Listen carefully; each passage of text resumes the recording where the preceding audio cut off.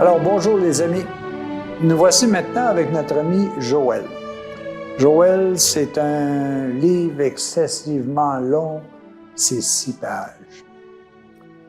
Vous allez avoir au cours de la présentation des différents petits prophètes, il y en a qui appartenaient et qui visaient davantage la section, si vous voulez, d'Israël, de ceux qui se sont séparés, si vous voulez, du peuple de Dieu, de la section de Juda avec Benjamin. Et chacun a eu des prophètes pour leur enseigner le droit chemin qu'ils devaient suivre pour pouvoir atteindre les conditions favorables à un bonheur. Dans le cas de Joël, lui, il vise davantage ce que l'on appelle le peuple de Juda ou la tribu de Juda.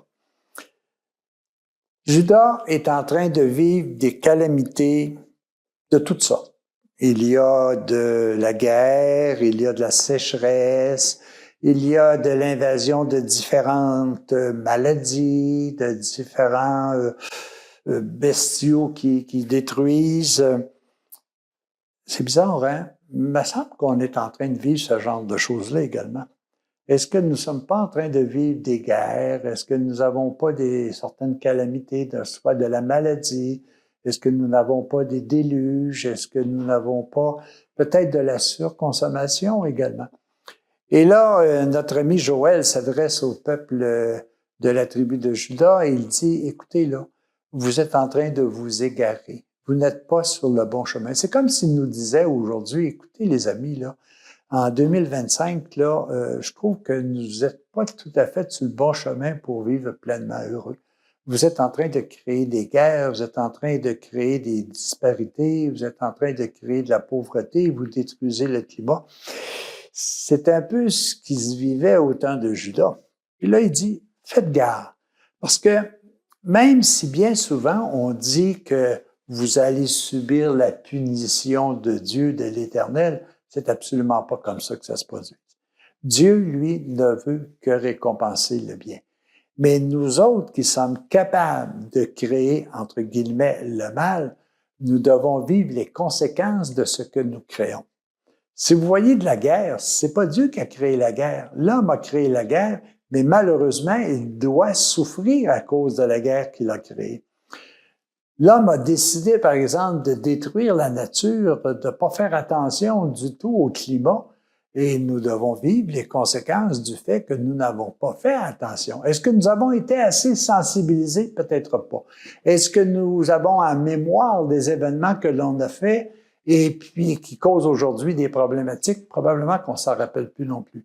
Mais dites-vous une chose, c'est jamais Dieu qui va nous causer un jugement ou un châtiment. C'est nous autres mêmes qui le faisons. Et c'est ce que dit Joël. Il dit au peuple de Juda à ce moment-là, écoutez, repentez-vous. Essayez de changer vos habitudes. Essayez de donner plus d'importance aux qualités éternelles, aux qualités de partage, aux qualités d'entraide, aux qualités d'amour, aux qualités de prendre soin du plus petit. Travailler davantage là-dessus plutôt que de travailler sur des œuvres qui sont purement matérielles. Un titre de propriété, une surconsommation ou autre. Et si vous travaillez dans ce sens-là, c'est comme s'il nous disait en quelque sorte, essayez donc de vous déshabiller de la matière pour vous habiller de vertus spirituelles. C'est ce qu'il nous dit à ce moment-là et qu'il l'attribue, si tu veux, au peuple de Juda qui est sur le mauvais chemin. Et si vous vous repentez, vous redeviendrez dans le droit chemin. N'oubliez pas que se repentir, c'est attirer chez nous des bénédictions du divin. C'est de restaurer en nous la nature divine qui nous habite. Et notre ami Joël termine avec une prédiction qui est intéressante puis qui nous ramène au temps de Jésus à la Pentecôte. Il dit, écoutez, si vous vous mettez à faire le bien, si vous vous mettez à partager, vous aurez une effusion de l'Esprit Saint à l'intérieur de vous. Vous allez sentir croître en vous une multitude de dons que l'on peut appeler la sagesse, l'intelligence dans la compréhension de la parole de Dieu, le conseil, le contrôle de soi, l'affection filiale.